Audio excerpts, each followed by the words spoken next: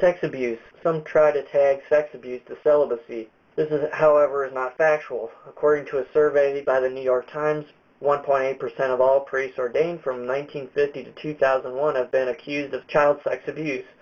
Dr. Thomas Plant, a psychologist at Santa Clara University, found that 80 to 90% of all priests who in fact abuse minors have sexually engaged with adolescent boys, not prepubescent children, and almost all the priests who abuse children are homosexuals. According to a 2000 report by the Baptist General Convention in Texas, the incidence of sexual abuse by clergy noted that in a study done in the 1980s, 12% of Protestant ministers had engaged in sexual intercourse with its members, and nearly 40% had acknowledged sexual inappropriate behavior.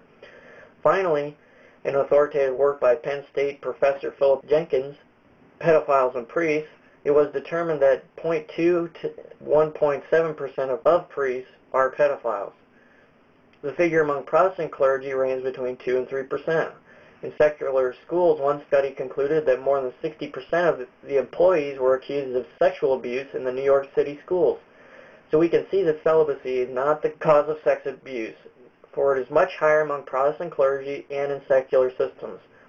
The reason these others don't get media attention like the Catholic Church does is that lawyers don't make as much money suing an autonomous church, when instead they can sue an entire Catholic diocese.